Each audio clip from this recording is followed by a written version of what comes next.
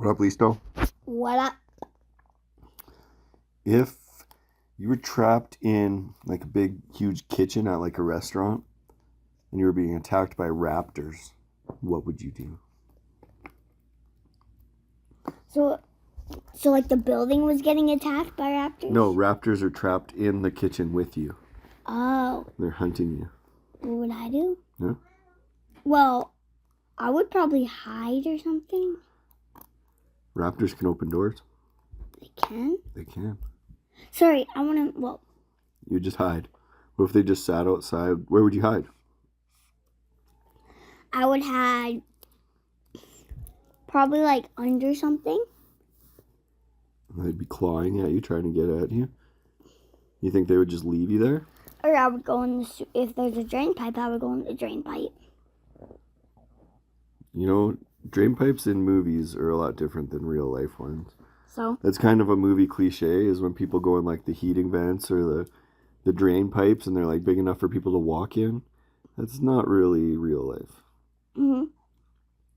I don't think if there was any kitchens around here, I don't think you'd be able to climb through a drain pipe and get away that way. Or I would sneak by them. Or something like that. Sneak by them. No, I'd make a distraction. Yep. And they would go over there and I would sneak out. Well, the correct answer is hand-to-hand combat to the death. Survival of the fittest. No, that is not the right one. You're just dead. I could take a raptor. No, you could not. 2 of them, you're dead.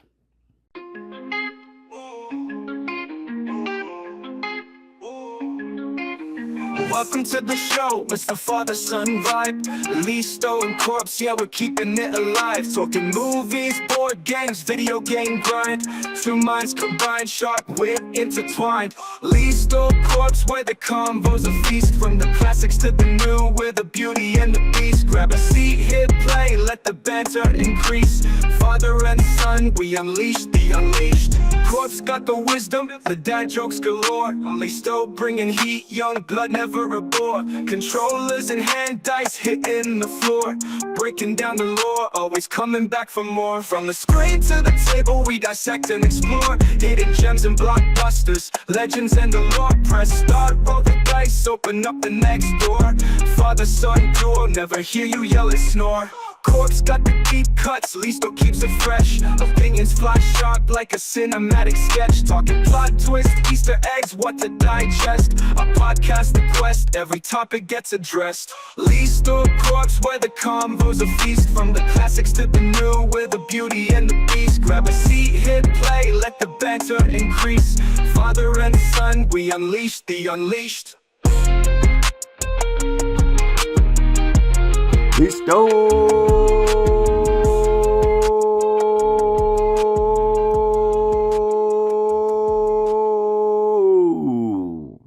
That just have to take you 10 seconds. I was timing it that time, actually. Like, how long should my Listos be? That was a 10-second one. Should it get longer and longer every time? Or is 10 seconds good? 10 seconds. I mean, it's a little bit long. Welcome to the ListoCorps Podcast, the father-son podcast, where we talk about whatever we want. Movies, video games, board games, you name it. Every episode, we do have one focus topic that we is our main topic of the episode. Today we are doing Jurassic World Rebirth. The new Jurassic World movie, and we are pairing that with Jurassic World Evolutions 2 for the PlayStation 4 and 5, but I played it on 4, so that's what we're doing it for. Yeah, because you're not allowed to put on my PS5. Yeah, the PS5 is kind of occupied, so... By someone who will remain nameless. Yeah. But before we get into that, I would like to know what is going on in the life of Listo. Fortnite, Roblox. You've been playing a lot of Roblox lately. I have. You've been switching it up a bit. Surprisingly, I've been playing a lot of Roblox. Yeah. What game modes do you like in that? There's tons, eh? Is it you just every day is a different game mode? Kind of like Fortnite. There's this one game that I play. It's called Steal the Brain Rat. Yeah. And you have to get they're like these things, and you have to like get them, and like there's some like brain rat gods. There's mythics. There's epics. Different. And you try to get a really good base. And how do you get them? So they will come out of this door, and there will be like a bunch of them. They'll come out of the line, then they go out the other door, and they'll disappear, and they'll just keep repeating. But 2 days ago, there's an event for it. I did the event, and I got a lucky block. What's that? It's a Brain Rock God lucky block, and it's the rarest thing in the game. Well, secrets are rarer, secret lucky blocks, but lucky blocks are also really rare. You can get a lot of different ones. You can get a common lucky block, which is the worst. You can get a rare lucky block, which is alright, an epic lucky block, which is pretty good, a mythic lucky block is insane, and a Brain Rock God lucky block is really good. And what are in the lucky blocks? So you wait 15 minutes, and then there's and then it's those characters that come by, and it's whatever it says at the top. It's one of those. And what happens when you get them? Like, what does getting them mean? Like you like wait 15 minutes, and then you open it, and then I'll pop out a Brain Rock God. It's just the point of the game. It's not like a skin that you get or anything like that. It's No. just you just need to collect as many of these guys as you can. No, it's Or collect the best ones. collect the best ones. Interesting. And you get this baseball bat, or you can buy stuff. And when people are in your base, because it's called Steal the Brain Rot, you can lock your base, and people can go in your base when it's not locked, and they can steal it. Gotcha. And Gotcha. there was this person that somehow, when I was offline, got onto my account and took my Brain Rock God lucky block. So now I do not have it. That's your favorite mode right now? Well, I was just playing 2 of these games that are one of them is probably my favorite. It's called the Awkward Water Park. And it's this game where you got an open world and you can run around going down water slides with your friends. And I was just playing a game called the Trampoline Park. And it's the exact same one, but there's some of them, some of the water slides and stuff, like there's this crazy water slide that me and my friend went to go down. And it was just like, it was VIP. And it cost 50 Robux. So we couldn't go down that one. Oh. And then the water park. And then, like, it's the best ones. And there was a roller coaster there that we couldn't go down because it's VIP. And then, yeah. So in Fortnite, you can get V-Bucks from just playing the game. You can't get Robux from just playing Roblox? That's all money that you have to put into the game. Well, there is a game that you can do it with. There's a game that you can do it with, but you have to beat the game and you get like 500 Robux. But it's hard to do. It is the hardest game on Roblox. That's what I would want to do. I played a little bit of Roblox before. It's alright, I guess. It's a fun game for you to play with buddies, right? Like, you jump around and you can switch up the game modes and maps and everything, and a lot of variety to it. So. Kind of like Fortnite. Yeah. There's a game called Fortline on it. It's fun. Fortnite's better, in my opinion. Yeah, I agree. So you've been playing that. You've been gaming anything else? You've been playing some of the games I've been playing, but we're going to do episodes on all those games, right? Oh, yeah, but guess what came out? The new season came out 3 days ago. Fortnite. Oh, yeah. And so I should hop in on that. Check it out. It is a Power Rangers combined with 2 Halo girls. Yeah, I saw an ad for that with some Halo characters on it. Yeah, pretty good. Yeah, I gotta hop into that. That sounds cool. Power Rangers Halo. I'm down with that. Check some of that out. Should we check out the movies we've been watching lately? Yes, sir. How about we do that now? All right. Last time we forgot to talk about Little Man. The best movie ever. That movie is so funny, man. It's so good. Right off the bat when he's in jail and you see him walking all tough guy and you see his shadow and it just gets smaller and smaller and smaller and then you see him, he looks so stupid. I know. Little Man, directed by Keenan Ivory Wayans. Big things come in small packages. After leaving the prison, the dwarf criminal Calvin Sims joins to his moron brother Percy to steal an expensive huge diamond in a jewelry for the mobster Walken. Wow, this is a terrible write-up. They are chased by the police, and Calvin hides the stone in the purse of the executive Vanessa Edwards, whose husband, Daryl Edwards, wants to have a baby. Percy convinces Calvin to dress like a baby and be left in front of the Edwards house to get inside the house and retrieve the diamond. Daryl and Vanessa keep Calvin for the weekend and decide to adopt him, while Walken threatens Daryl to get the stone back. So it is such a stupid movie. It's a grown man, but who is a dwarf, pretends to be a baby, and tries to get a diamond that... And it doesn't have that good of ratings. It has terrible ratings. Look at... So on Letterboxd, I follow, I don't know, 50-something people or something like that. 3 of them have seen this movie. Half a star, 1 star. Absolutely terrible review. Who gave the 1 star? I don't know this person, actually. It's just someone I follow. Where's RJ? Didn't he reply? He did. Half a star. RJ! He hated this movie. And it's only got a 2.2 out of 5 stars overall rating, which is below 50%, but it's, I mean, it could be worse than that. From, like, what these guys put, it would be like a 0.7 star movie. So it's a little higher than what my friends have rated it, but we laughed a lot at this movie. It is stupid. Like, but that's what makes it funny. I watched it 3 times in a row in 2 days. Did you really? I watched it the one night I found it, and I watched it with him. And then the other night when he was at work, I just watched 2 of it. Watched it twice. So the 2 main guys, Sean Waynes and Marlon Waynes. Marlon Waynes plays the dwarf. Sean plays the dad. They're both brothers, and their brother is Keenan Ivory Waynes, who is the guy that directed and wrote the movie too. So they're a group of brothers that all make movies together. They've been around forever, actually, quite famous guys. The Waynes? The Waynes brothers, yeah. Yeah, so that's a big wreck from us, isn't it? Would you say? I love it. It's so good. It's 98 minutes. It's pretty good. Pretty short, yeah. What else do I got on here? We watched Happy Superman, but I Gilmore. think we watched Superman, but I think we're gonna do an episode on that. Happy Gilmore. Happy Gilmore 2, I think we're gonna do an episode on that too. So we'll wait. Prey, we're gonna do an episode on that. The Phoenician Scheme's a movie I watched, which is kind of funky. I don't know how much I'll talk about that. It's directed by Wes Anderson, who is a very popular director. I'm not a huge fan of his work, but I respect his work. Like, there's a lot of film craft that goes into it. His sets are always super bright, colorful, and they look like a painting almost. Like every scene looks like it's out of a painting.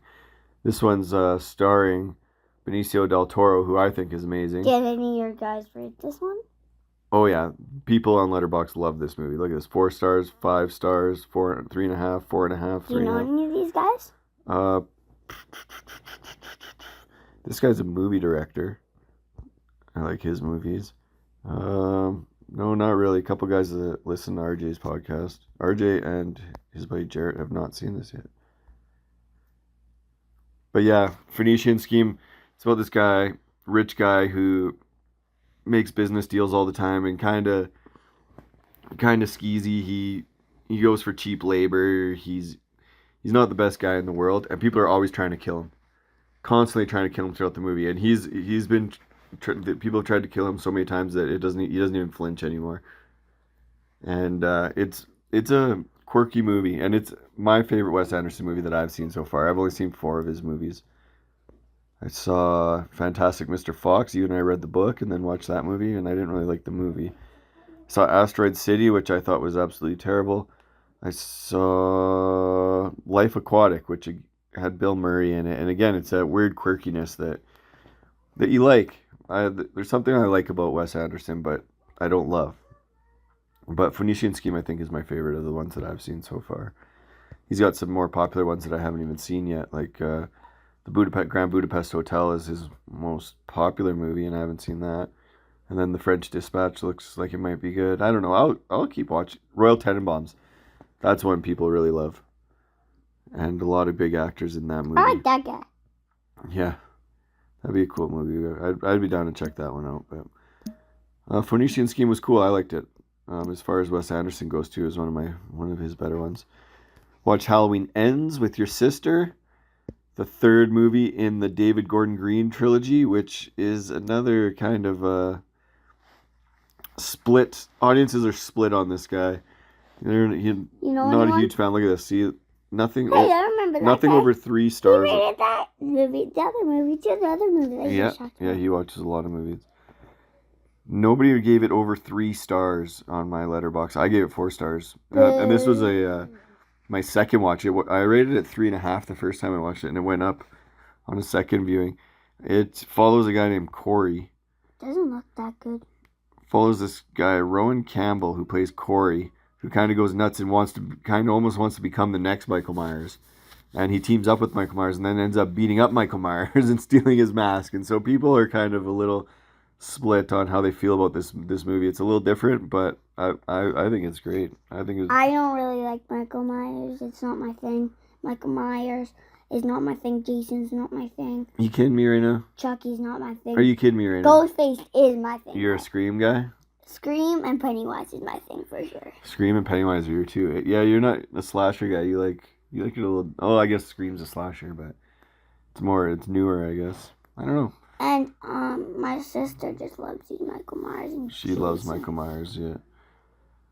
Yeah, David Gordon Green, I remember him making Pineapple Express, which I thought was absolutely hilarious when it first came out. Pineapple Express? What in the names? That's a weird name for a movie, What in the names? But that movie I thought was hilarious back in the day when it came out.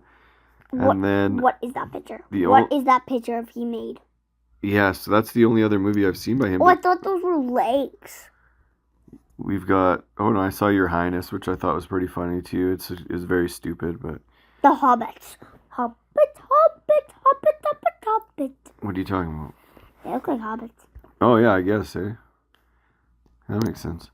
So yeah, he made his Halloween, and then they gave him The Exorcist, which is a super classic horror film. Those look like legs. Why do those look like legs, but they're lights? I wonder if it's supposed to. There could be an image in that. Yeah, The Exorcist is known as one of the best and scariest horror films of all time. They made kind of a new series out of it. This David Gordon Green did fairly well, or was successful with his Michael Myers run.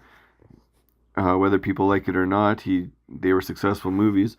So they gave him The Exorcist, and he was going to make 3 movies out of that. And then his first movie, The Exorcist Believer, absolutely tanked. I hated that movie. I gave it 1 star. And I usually like movies. Like, I'm a nice guy when it comes to rating movies. Exorcist Believer, I hated that movie. And so then they ended up canceling. He was supposed to do 2 more movies for it, and they ended up canceling them because the movie was so bad. But at least we got 3 good Halloween movies out of him and a couple good comedies. So I don't hate David Gordon Green, but that was definitely a flop. Like a fish? I like a fish. Floppy fish. Freaky Tales. I don't know. I won't talk about that movie too much. This is good. It's okay. Wait, the cool thing for me that was about it was it had a old school rapper named Too Short. Oh, I thought you were going to say Eminem. And he does the voiceover. What, was that a luchador? Hey, it's a luchador. Where? Luchador. That's a Michael Myers, or that's a Jason mask. No, that's a luchador. Dude, it says Friday the 13th on the mask. Oh, it's a Jason mask. Who is that? That's another guy that does a podcast and I follow. Christian, yeah. I listen to his podcast. I know him. Freaky Tales, yeah, I don't need to go over that. It's okay. I wouldn't. Happy Gilmore. Bring Her Back. This is one of the best horror movies of the year so far, in my opinion. We should do an episode, even though I didn't watch it. You didn't watch it. I'm not going to watch it again with you. It wouldn't be your style. Oh, no. I don't like Danny Filippo, what did they make? Oh, they made Talk to Me. That's right. So Talk to Me. So 3 years ago, they made this movie called Talk to Me that was very well received. One of the best horror movies of that year. And it's about this like hand. It's just a hand. And so it's like, what's it called? The Addams Family. Yes. That looks like it from the picture. Right, but the hand doesn't do anything. It just sits there. And then if you go up and you like shake the hand, like grab it, it'll squeeze you back, and then it possesses you with a spirit of a dead person. And everyone sitting around the table can talk to the dead person through you, but you're gone. You're like in some other realm while this demon possesses your body. And these kids all get it, and they start passing it around and bringing it to parties and stuff, and getting possessed at parties. It's like a little party trick that they do, and the more you do it, or the longer that you hold on to it, the more it can kind of take your mind, and it has bad consequences. There's a scene in that movie where a guy is just smashing his head up against this cement wall, and it just made you cringe. That's a dumb movie. So his next movie, Bring Her Back, is about these 2 kids who how did they become orphaned? Right? Their dad kills himself, and then so they have to go to a foster home, and the boy is almost 18, so he doesn't have to go there for long. And they go to this lady's house, and she has this creepy kid, this guy right here, living there. He's a total creeper, and the girl is blind, so the sister is blind, and the brother is trying to take care of her. And then the lady that they're at their house is kind of like making all these weird hints about the brother, like, oh, you're not gonna be able to take care of your sister, and she's telling all the child services like all these bad things about him, and like it's super frustrating to watch this kid deal with this woman because she kind of had him, like he can't do anything about it because he wants to take his sister when he's older. She's kind of got him in this grip, and basically the woman had a blind daughter who died, and she's trying to bring her daughter back through the body of this boy. And then it turns out that maybe she's trying to do it with the sister as well. And this boy, so in Talk to Me, there was a scene where the guy is smashing his head on the wall and it made you cringe. This one, there's a scene of someone biting a knife with the blade pointing up at the roof of their mouth. And he's just like chewing on it, just chomping on this knife. And it was absolutely disgusting. But this was a well-made movie, very frustrating. It was so cringy, man. I was like, oh, I can't watch that. But yeah, creepy movie, very frustrating to like put yourself in the shoes of these characters, and very well made. So this Danny Philippou and Michael Philippou, sounds like they're brothers. That feels scary. These guys are. You know anyone that rated this movie? Are hot. What do we got? Yeah. It's sponsored from King Shot. Yeah. Hey, same guy. So I gave it 3.5 stars. Does this guy gave it 4 stars. This guy gave it 4.5, 4.5, 4, 4.5, 3.5, 4.5, 4. So nobody's giving it less. I gave it the lowest rating at 3.5 out of 5 stars. Bro, and stink. That's a good rating though. 3.5 is a good rating. So yeah, 3.7 on Letterboxd. That's a movie for people to check out. Bring it back to my Then I watched 40 Acres. I watched 2 bangers in a row. This movie is awesome. 40 Acres, R.T. Thorne. When have you been watching movies without me on your lunch break? Watch them on a lunch break and watch them at night. 40 Acres. But I've been watching movies with you at night. Yeah, you have. So I haven't watched that many, I guess. Twisted I Metal. watched quite a few, I guess. 40 Acres, though. This movie is awesome, too. It's directed by someone named R.T. Thorne, and this is their first movie they've ever directed. And it's, here's the synopsis. Get off our land. Haley Freeman and her family are the last descendants of African-American farmers who settled in rural Canada after the Civil War. In a famine-decimated near future, they now struggle to safeguard their farm as they make one last stand against a vicious militia hell-bent on taking their 40 acres. Wait, so we just figured out what our next podcast is going to be. What? Surprise, surprise, Twisted Metal. Yeah, you want to get into that right now, or can I talk about this movie that I just started? Sorry. But I was just gonna. Yeah, I'll let you take the reins when we get to that part, okay? Yeah, this movie's about this family that live on this farm in the wasteland. So the world's ended. There are no animals left in the world. People rely on crops for their food. And so you have to protect your crop like a fortress, because another group of people will come through and just kill everyone and live in your house and off your land. It's kill or be killed, basically. And it's about this mother and father. It's an indigenous family and a African-American family who've kind of gotten together, and they work together on this land, and they have to protect it by any means necessary. And there are people roaming the lands who eat people. They're cannibals. It's a very violent movie, but a lot of heart, and amazing performances. Danielle Deadwyler is the main woman in this, and she is incredible. And then the elder indigenous man, Michael Grey Eyes, he was awesome in it too. I think everyone in it was great, but those two definitely stuck out as exceptional. So 40 Acres, that's 2 in a row. Bring Her Back and 40 Acres, big recommendations. I'd watch both those movies. I watched a movie called Ash, which I don't have much to say about it. It was kind of boring. Alien movie. It was fine. Actually, what I will say about that movie is it's directed by someone named Flying Lotus, who made a movie called Kuso, which is one of the most disgusting, weird, goofy, just like gross movies I've ever seen. And I loved it. I would never watch it with you. That one is not a good movie for kids, but it was hilarious. It was ridiculous and just like nothing I've ever seen before. And then now he makes this movie called Ash, which is kind of what did it remind me of? It reminded me of a movie called Event Horizon, where it's kind of like some like weird visuals of like hell and demons and stuff. And yeah, it's just about a woman wakes up on a distant planet and finds the crew of her space station viciously killed. Her investigation into what happened sets in motion a terrifying chain of events. It's fine. It's really slow movie. But it's short. It's only 95 minutes. Yeah, it was fine. And look, the reviews are all over the place on this one. Anywhere from 1 star to 4 stars. I gave it 3, so right in the middle there. And it's starring Isa Gonzalez, who I don't know if she's in a bunch of movies. I don't really recognize her. Which movie is she in? I've seen her in Alita Battle Angel. Hey, is that The Rock? I've seen her in... That's The Rock in Fast and Furious. She was in the Fast and Furious. She was in the Ministry of Ungentlemanly Warfare, Baby Driver, Godzilla vs. Kong.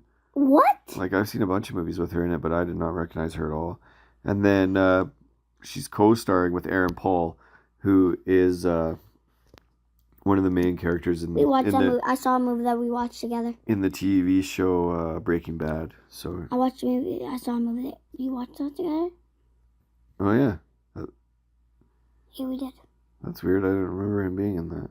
I love that movie. Aaron Paul was in USS Callister. Gamer 691 voice. Oh, he just did a voice in it. It was good though. That show was cool.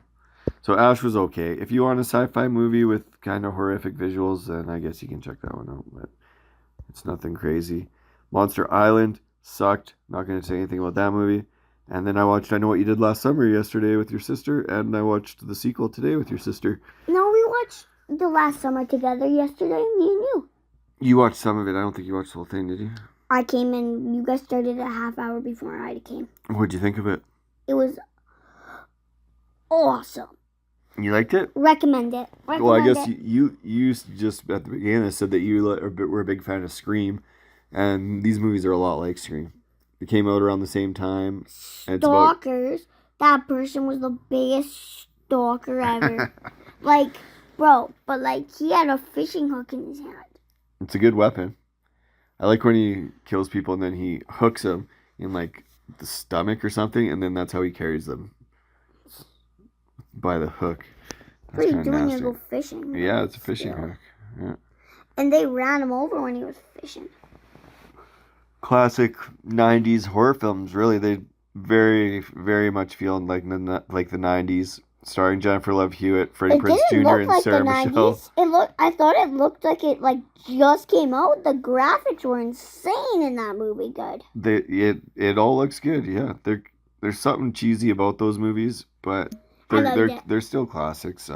Riley was the bad character in that. At the beginning, they all hated Riley, and then that girl just turns into his bestie at the end of the movie. Which one was Riley? Who played Riley? I don't see anyone named Riley. What was his name? Wasn't his name Riley? Which one? These guys? Was it Barry? Barry. Was Barry the guy that saved her on the boat at the end of the movie? Or was that Riley? That was Ray. Oh, yeah, it was Ray. I thought it was Ray. Oh, yeah, they thought he was bad because it was the name of his boat. Billy Blue. Yeah, Jim Gillespie. I mean, that's pretty much the best movie he made.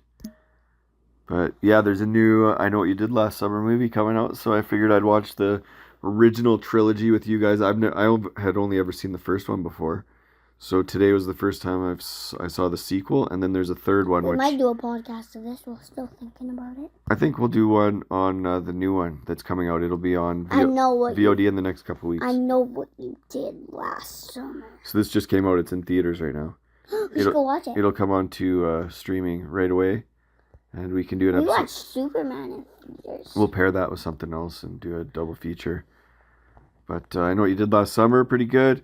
I Still Know What You Did Last Summer, a little goofier, but still not bad. I like 90s horror films. That's fine. She had a dream at the end of the movie. Lots of dreams in the second one. But in the first one, she had a dream at the very end where the guy jumped out of the shower in the girl's bathroom. The guy jumped out of the shower and tackled her. And then in the next one, they're like, what about that dream you had about the guy in the shower? That's just how they explain that. But then there's a third one, I'll Always Know What You Did Last Summer, and this looks absolutely horrible, but we're going to watch it because... Why does those girls still look like they're in it? But they die? They're not the same girls. That one looks the exact same as the other one. Yeah, this one looks like it's going to be terrible. 1.3. Yeah, that's going to be a rough one. But you know what? I got to do it. I got to watch it. And then, if you look at the bottom, similar films. These are all like the 90s. Scream. 90s slasher films that came out. Scream. Scream, Urban Legend, Valentine, Prom Night. There's someone inside your house. I don't even recognize that. Venom, Cry Wolf, more Urban Legends. Yeah, lots of good movies out there. But, I don't like watching horror movies. No? No. Never? No. What kind of movies do you like? Scream. That's a horror movie, man. Sorry. Well, those are the only good ones. Comedy. Or like TV shows. You like comedy and action movies. That's kind of what you're into right now. The right horror movie will get you. But, yeah. That's kind of your thing right now. They should make a new Scream movie. They should make a new Scream movie. Like a new one. I think there is another one coming out. What? Or not coming out anytime soon, but they're working on one. Chucky. So I guess we can talk about... I wrote down recently upcoming episodes because I had so many in my head that I'm like, I need to start putting these down on paper. So Can I take it away a little bit? Can I take it away then? Yeah. Yes. So Twisted Metal Season 1 plus the 95 Hunters Prey Hunter. 1995 video game. Video game. Yes. And it's gonna be good. We finished it and I almost cried at the end. Yeah. Tell them why. No, we're gonna save it for the episode. No. We're not gonna say anything about any of this stuff. We're just gonna say what we're working on for episodes, and then we're gonna save all our thoughts and everything for when we get to the episode. Okay. So yeah, we watched season 1 of Twisted Metal, and we played the original Twisted Metal video game. So we got an episode on that coming out right away. And so then we have Predator 1, 2, Prey Hunter of Hunters, and then we're gonna do Hunting Grounds, the game, and we're gonna do the new one, I think, in this podcast or this. This one, Predator, is 5 Predator movies. So Predator 1 and 2, Prey, Hunter of Hunters, which we haven't watched yet, and then the video game, Hunting Grounds. That's awesome. And then in November, there is another Predator movie coming out. So we're going to do the other 4 movies in the Predator series plus the newest movie. And who knows what game we're going to match up with that. Twisted Metal Season 2. We're going to start watching that as soon as we record the episode for Season 1.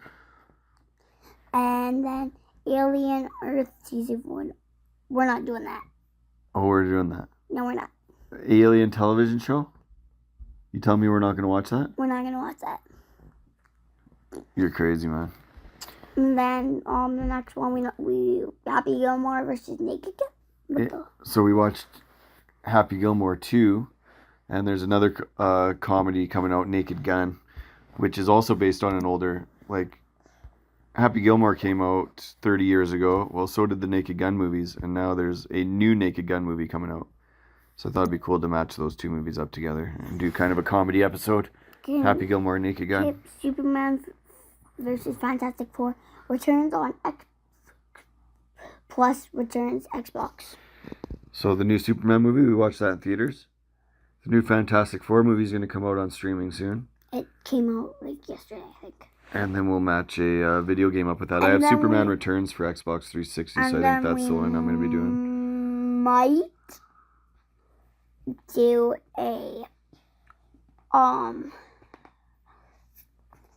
another episode of the other Fantastic Four movies. Maybe. Those Maybe. movies are not the greatest. If you want to, I'm down. I'm down with watching it. And the next one, Marvel Zombies plus Ultimate Alien Alliance 2. So Marvel Zombies television shows coming out. We've got including Prime and No. We've got a bunch of Marvel Zombies comics that you've kind of been reading comics a little bit lately. So hopefully you read those. We watched the show, and then I was going to pair up Ultimate Alliance 2 with that for the video game tie-in. And then we will do Final Fantasy. Well, this Primitive War, I haven't told you about this one, but it's a new dinosaur movie. So today we're doing Jurassic World episode. 1. And there's a new movie coming out called Primitive War. You want me to bring it up on here? Kinda. It looks like it's going to be good. Primitive... Did I spell it right? War. Primitive War 2025. Luke Spark, who's at Occupation. Okay, so he hasn't done anything. I'm pretty sure this movie's going to theaters. Vietnam, 1968. So it's during the war. A recon unit known as Vulture Squad is sent to an isolated jungle valley to uncover the fate of a missing Green Beret platoon. They soon discover they are not alone. So it's army dudes versus dinosaurs. Look at that. They got a skull with army helmet on it. During the Vietnam War. So I think this is going to be the dinosaur movie of the year. Uh-huh. But, Jurassic World Rebirth. well, apparently it's based on a book. I just read that quickly. 60% through the first Primitive War novel. Interesting. Sounds pretty good. I might have to do an audiobook. We're going on a little road trip in a couple days. Maybe we listen to a Primitive War audiobook. No, we're not listening to a Primitive War. No. Well, if you're listening to it, you're muting it on your phone. You guys can put headphones on. I'll listen to Primitive War on the way up. Because we're going to Edmonton. Then, hopefully we can do this episode. Final Fantasy 7 Plus movies? Absolutely not. I played the whole game. You gotta erase it, please? No. Hey, Yes, get we out. do. Don't touch nothing. Put Final Fantasy 7. I played through the whole remake game in hopes of doing a Final Fantasy episode. We started reading a book. You did not get into that book. I hate it. We've been collecting the magic cards. And then there's 4 movies. There's 3 movies, and one of them is an animated one. So you're going to watch the animated one with me. Absolutely and maybe this one not. right here that I can reach right here. No. Which is based off of Final Fantasy 7. If I don't win you over by that. Okay? No, you're not winning me over by anything with Final Fantasy. It sucks. Okay, so maybe a Final Fantasy 7. We'll see. Picking flowers in the game. That doesn't make me want to play it if you're going around picking flowers. That was the worst part of the game. I didn't like doing that either. Anyways, next. Yeah, I wish All you right, could chuck it. go next. Hobbit, Lord of the Rings, animated plus Ring of Power. Lots of Lord of the Rings stuff we're still working on. Since our first episode is Lord of the Rings, we've got at least 2 more Lord of the Rings / Hobbit episodes planned. And then the last one that we have planned is Predator, other 5 movies. And we might do a family episode. We're still thinking of it. So yeah, we've got 1, 2, 3, 4, 5, 6, 7, 8, 9, 10, 11, 12 episodes Maybe planned, 13. plus stuff that comes up, right? Maybe 13. Well, there will probably be more in there because some of these we got to play a game, or there's a bunch of movies to watch with them. Or it's a whole season of a show. It takes a little while to do some of these, and we throw in episodes in the middle. So like if we do actually I wrote them both down, didn't I? Happy Gilmore vs. Naked Guy and Superman Fantastic Four. Those are kind of filler episodes. A double feature movie, that's an easy episode to do, right? Whereas like a Lord of the Rings trilogy is a lot of video games and a lot of movies to watch. Same with Twisted Metal is like a full season of a show, right? So we kind of mix in it. We might mix in some horror stuff. I know Absolutely. there's a movie out right now called Dangerous Calypso. Animals, about a guy who kidnaps people and feeds them to sharks. We might check that one out, and then if the new I Know What You Did Last Summer comes out, we could pair those two together as like a horror double feature, and just throw an episode in there, and try and keep episodes coming out more frequently instead of long breaks in between them, right? So that's what we've got on the schedule. Video games that I've been playing have all been podcast related. I think a bunch of dinosaur games for this one. Twisted Metal. Yeah. You been like Twisted Metal? Just that one day me and you did. Yeah, it was fun. Predator games. Twisted Metal. Yeah, so just stuff for the pod is all I've been gaming, so I don't got too much to talk on that front. Twisted Metal might be my favorite thing ever. Yeah, you love that show, eh? That'll be a fun episode to do next week. What is that? So, before we get into our feature reviews for the day, we got one more thing we want to do. We got no emails this week. What? So if anybody wants to email us, we are ListoCorps@hotmail.com. Please send us an email. On Spotify? Talk to us. Are we on Spotify?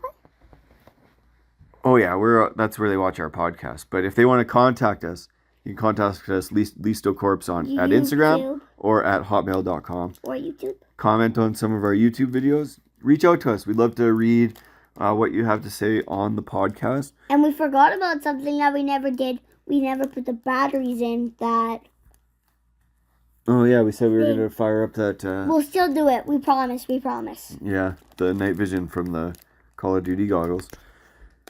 But he got this weird thing I didn't understand. Magic the Gathering. We got a Magic the Gathering booster pack to go through that we like to do every episode. This one is another Final Fantasy. Final Fantasy one. I'm really trying to get Listo on the Final Fantasy board here. So maybe if we get ourselves a Tifa or a Cloud card, maybe I can finally win him over. Okay. What do we got, buddy? Basic land. Basic land. Is that a rare? No. That's cool. We got a rare. We got a rare. What's this? A creature, a froggo. We've that's our 2 rares in a row. We got double frogs. 2 rares in a row. What do we got here? We got a sorcery, Ultima. We got a Tifa. I think that's my favorite. Ultima. All artifacts and creatures end the turn. Nice. Okay. Another rare. Another rare. Saz Katzroy. I wonder what game he's from. When Saz Katzroy enters, you may search your library for a bird or basic land card. Reveal it, put it in your hand shuffle. Saz Katzroy. I wonder which game he's from. Hunt the Mark side quest. Interesting. Quistis Trepe, legendary creature. I'm not sure what game she's from either. We got a Phantom Train. Yeah, we got silver. We got silver. Our silver is just basic. Yeah. Garnet, Princess of Alexandria. I wonder if she's from... Is that the princess from the game or the book that we were reading? Mm-hmm. She might be from the first game. Fight on. That is Aerith. Yeah, and who's that? I have no idea who that is. Hey, we pull ourselves in there. Returns up to 2 target creature cards from your graveyard to your hand. That's my card now. Bam. That's my card. Look. No. Weapons vendor. That's... What do we got here? Combat tutorial. These are good cards. I don't know. 1 good card and 2 rares. What else we got? Cornered by Black Mages. That's a good card. Interesting. Town Greeter. Interesting. And this one summons a 1/1 creature. 1/1 Colorado Sierra creature token. Red Mage's Rapier. It's a artifact equipment. It's a sword. That's what the rapier is that sword. That was alright. I didn't get any characters I wanted out of that, but there's at least 3 good cards in there. What do you think? We should totally do a Final Fantasy episode now. No, we don't. Hey, we got all these sweet cards. We got all these sweet magic cards. We should definitely do an episode. What do you think I'm going to say from that? Huh? What do you think I'm going to say? You're going to say you're excited, or you want to watch the movie? I disagree of whatever you say right now. Everything you say is a disagree right now. Not feeling it? Not feeling it. You got anything else you want to talk about before we get into our movie reviews? Yeah, I have one more thing. About the podcast. What's up? Sorry, about stuff that we've been up to. We have been going to Comic-Cons. Right? And we've been collecting Always. hockey cards. Always. And we have a lot of hockey cards. A lot of baseball cards. You have a lot of binders full of hockey cards. I know, and I have a lot of rare ones too, like really good ones. Mm-hmm. And yeah, about that, like our podcast, comment on our podcast, subscribe on YouTube. Those are 3 things on YouTube. Like us on Instagram, follow us on Instagram, follow us on YouTube. And show us some love, show us some support, get the podcast out there. We only have, how many likes do we have? Interact with us. I haven't looked recently. Let's check. Let's say it on the pod. You don't want to say that on the pod. I like where your head's at, but yeah, I know I haven't got too many notifications lately. But not trying to be rude or anything, but 3 subscribers. Yeah, not a ton of views. But we got 3 subscribers, and I know who this is. There you go. Yeah. And we definitely do not know who they are. So our subscribers went up, actually. And we don't know anyone who did that, actually. We got 3 subscribers now. And we don't know them. We didn't have any on YouTube yet last time we checked, so hey. We don't know anyone. Keep it going. People, like, share, subscribe, talk to us, comment, email us. And by the way, we're not even that popular because we're not actually like coming out with our stuff yet. We'll get popular once we're starting up. Like our 30 video. We're starting up, yeah. Yeah, we don't got to worry about that stuff yet. That'll come. That'll come. We're going to get into our reviews. We got Jurassic World Rebirth and Jurassic World Evolutions 2 for the PlayStation 4 coming up after this short break. Peace. We'll be back. We'll be back. We'll be back. We'll be back. We will be right back.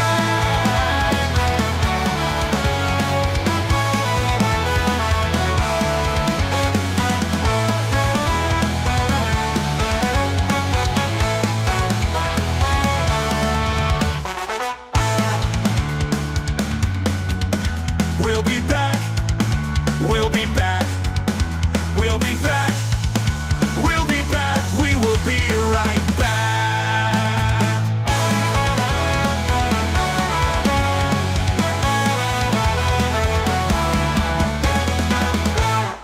Break over. You ready to talk about a movie, Listo? Yeah. You remember which movie we're talking about? No. That was quite the break, wasn't it? This episode is our Jurassic World, that's right. Jurassic World and Jurassic World Evolution 2 for ps4. Jurassic World is... How many Jurassic Park and World movies are there? I'm going to go 4? Way more than that. Like 300? No.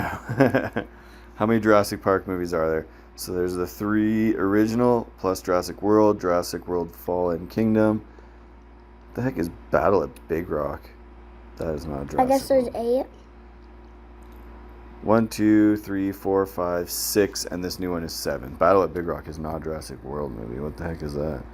A family on a camping trip to Big Rock National Park take part in the first major confrontation between dinosaurs and humans. I've never heard of that movie. Weird. Alright, Jurassic World Rebirth. They're kind of redoing the Jurassic World thing, it seems. Mm-hmm. What'd you think of this movie? Depends what we're talking about. Well, what's the good and what's the bad? The bad was the end. Well, no, the end was fun. When they finally went against the mutant dinosaur thing? Yeah. And he shot his flare and he was coming because he killed it. Oh, yeah. We thought our favorite character... Well, I mean, we're into spoilers already. Just so you know, this movie's going to get spoiled in this here review. Just saying. Yeah, we basically, our favorite character we thought was going to die. And I think it would have been better if they would have killed him.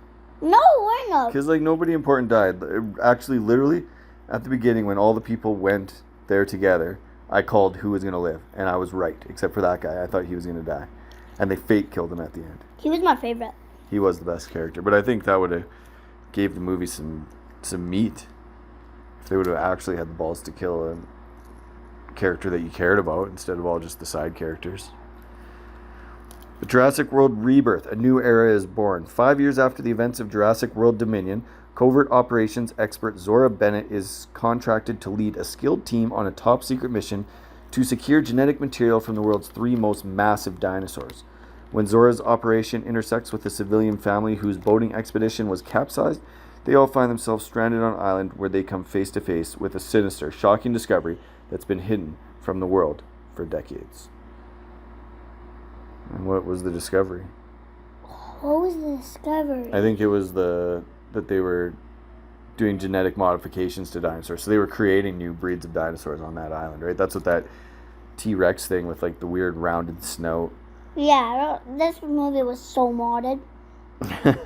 It's directed by Gareth Edwards, who also made Godzilla 2014, Star Wars Rogue One, which some people say that's one of their favorite newer Star Wars. I'd say it's all right. He also made The Creator and Monsters, which I'm not familiar with either of those two. And Gareth Edwards, when I hear that name, I think I have like a positive connotation attached to it, but I don't know why. I think maybe just because when the Godzilla movie came out, there was so much hype for it, and then it just turned out to be all right. But Jurassic World Rebirth, yeah, I thought it was a fine movie. It's a popcorn dinosaur movie. I really don't think any of the Jurassic Parks or worlds have really been great since the first one. The first one is an all-time classic banger of a film, one of the best films of all time. the clutch had to be when the girl was under the boat and she clutched up and saved herself. Another fake death, eh? If they would have killed a child. That would have been so rank.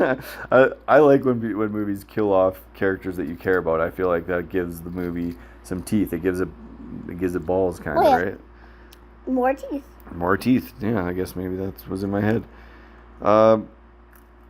Yeah, do we want to get into the plot of this movie? Do you have any first thoughts that you want to say about it besides that, or should we just kind of get into it here?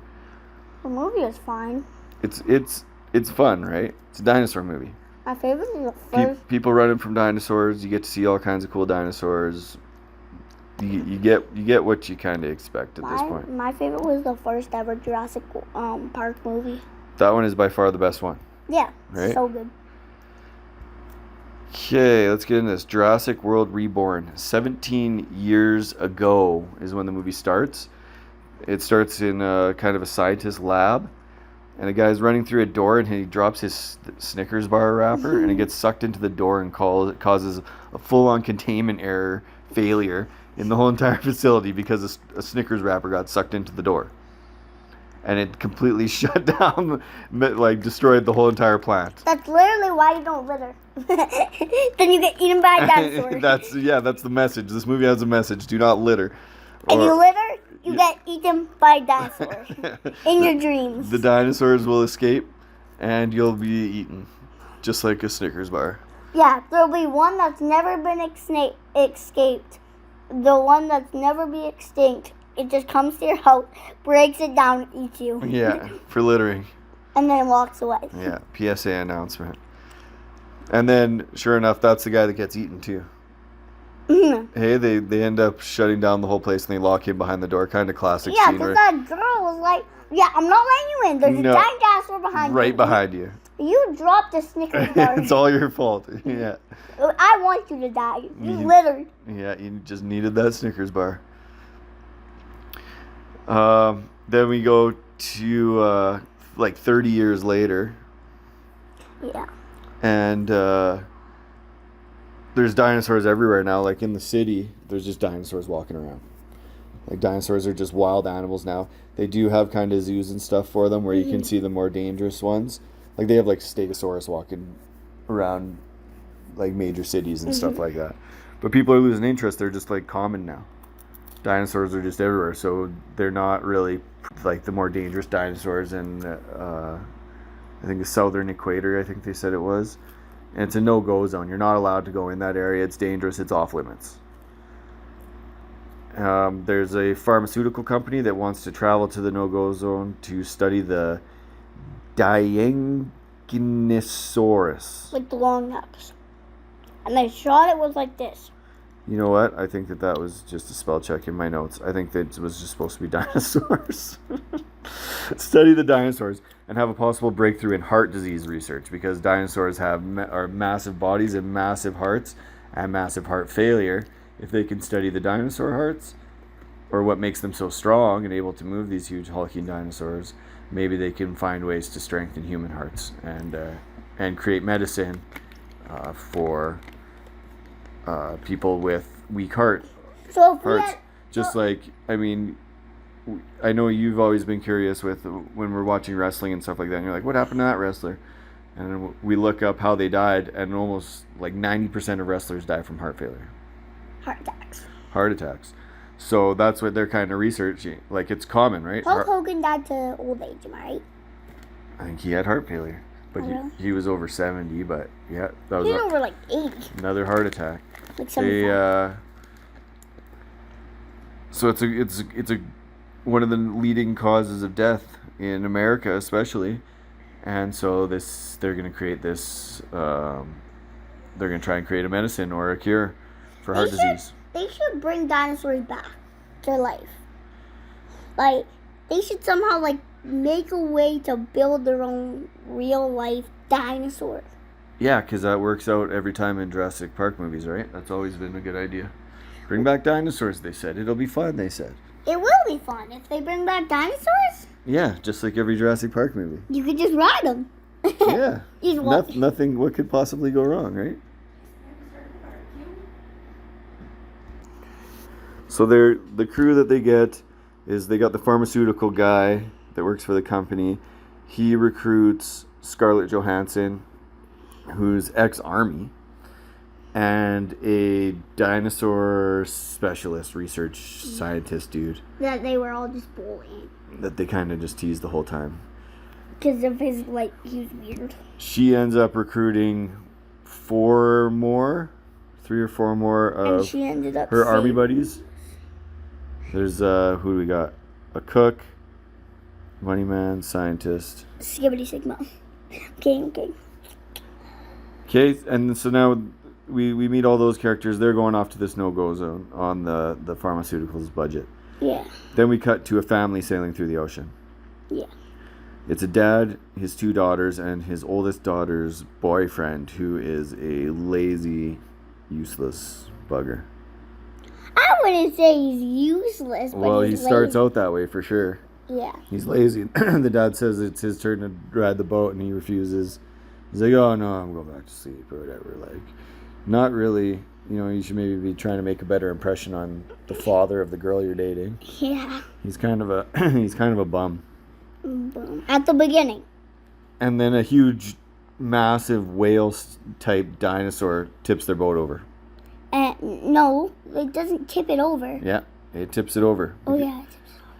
And then they find the other group that's sailing, like the girl and their army buds. Yeah. And they hop on their boat. And yeah.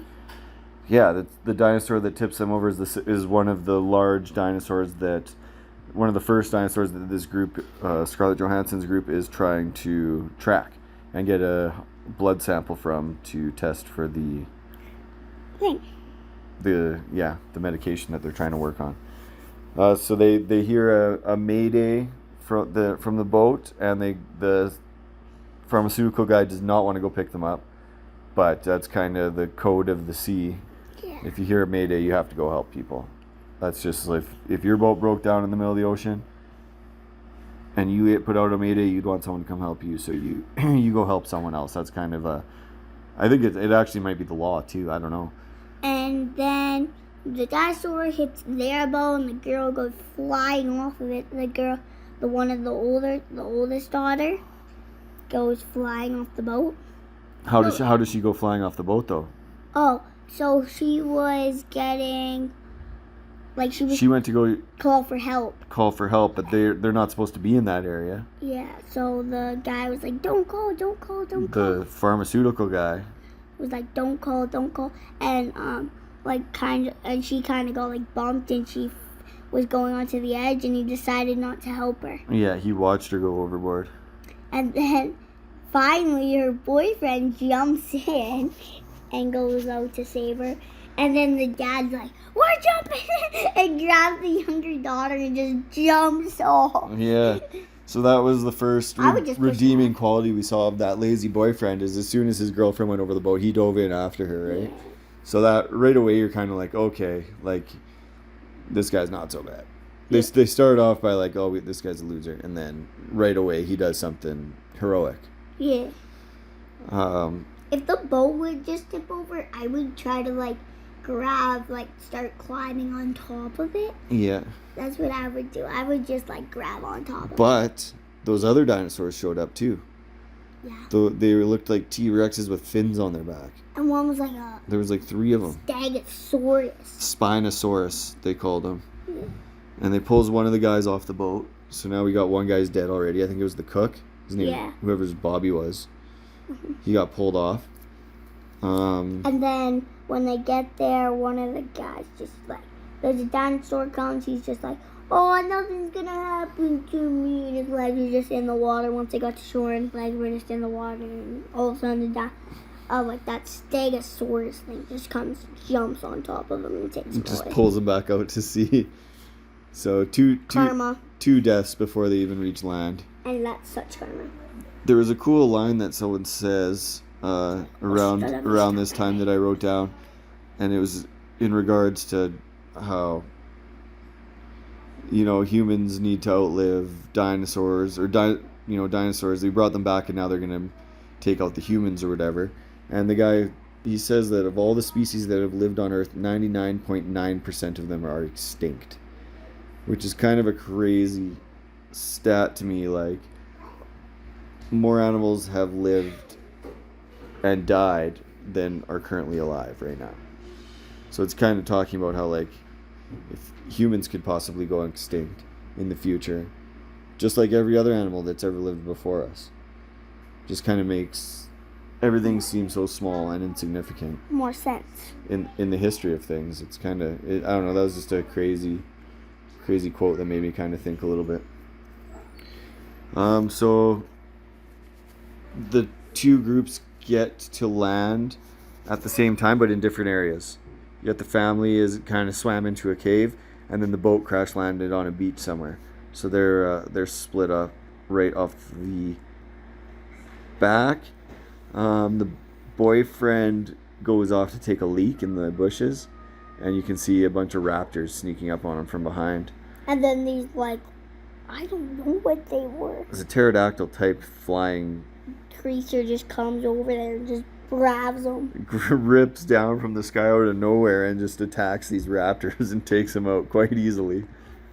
Mm-hmm. And then they meet that little tiny dinosaur too at this time too, that the little girl, it's like a little baby dinosaur that she kind of carries around in her backpack. And she brought it. And he kind of saved her at one point. For the rest of the one, like, later on, we won't spoil it, but they went somewhere. And I won't want to spoil it. You can bring it up in a bit, and then you can say that was the part you were talking about. Yeah.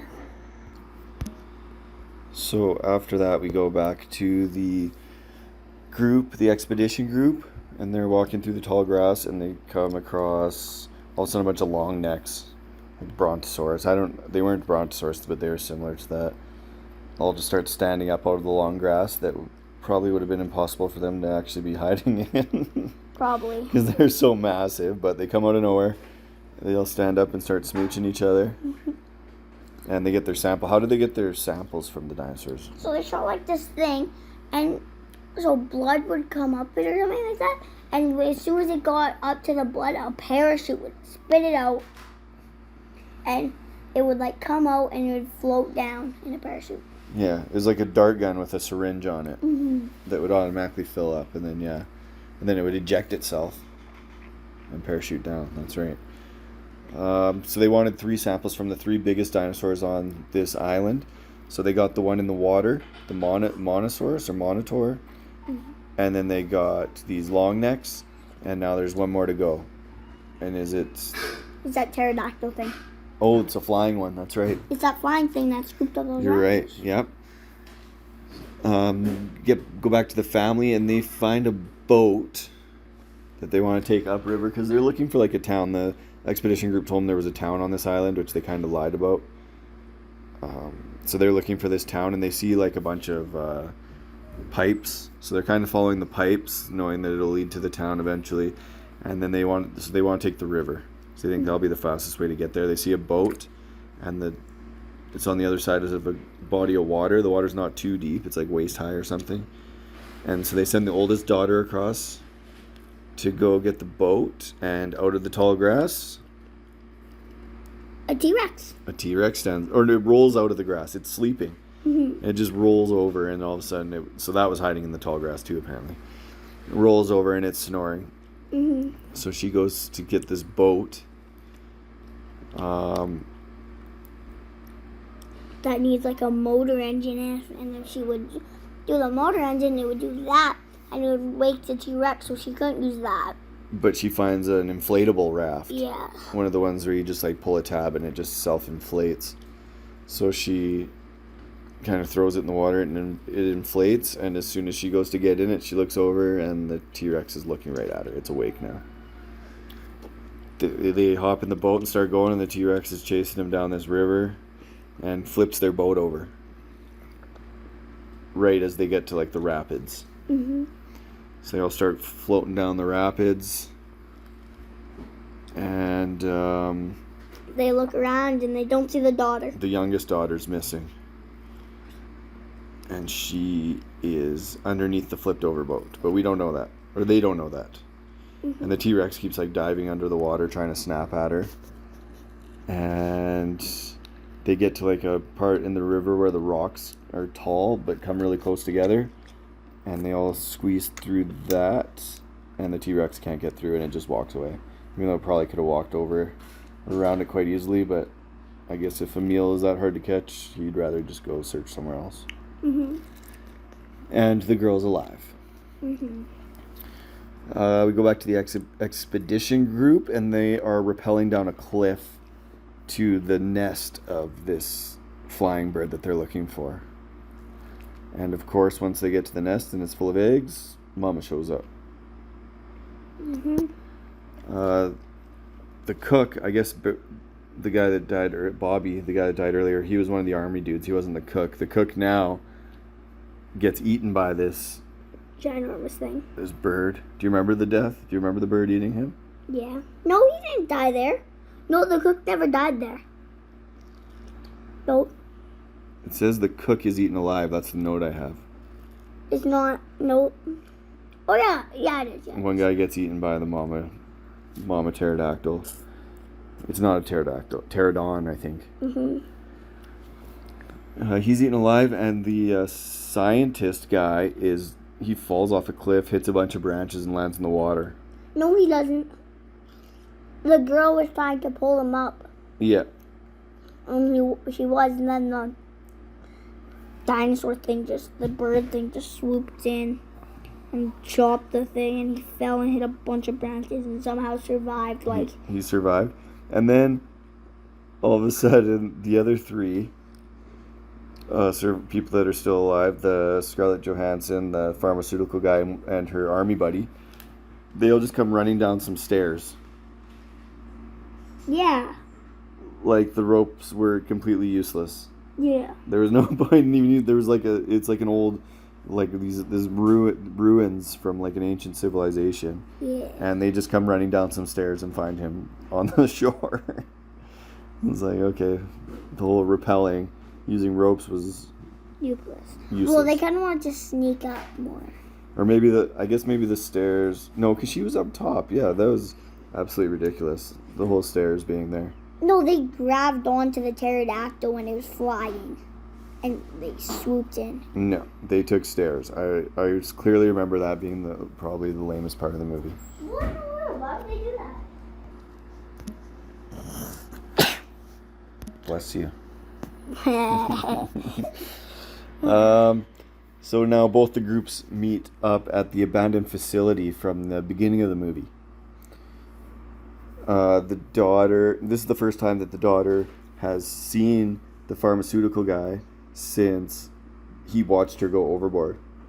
So she calls him out basically in front of everybody, and he pulls out a gun that he found in a crashed helicopter earlier in the movie that he had been hiding from everyone.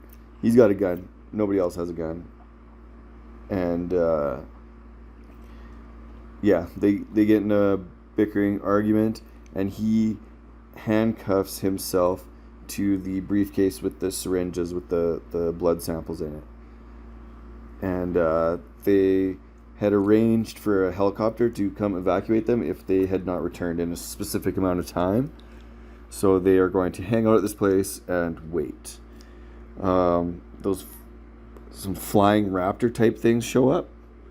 And then they're like near this little like gas station. Yeah.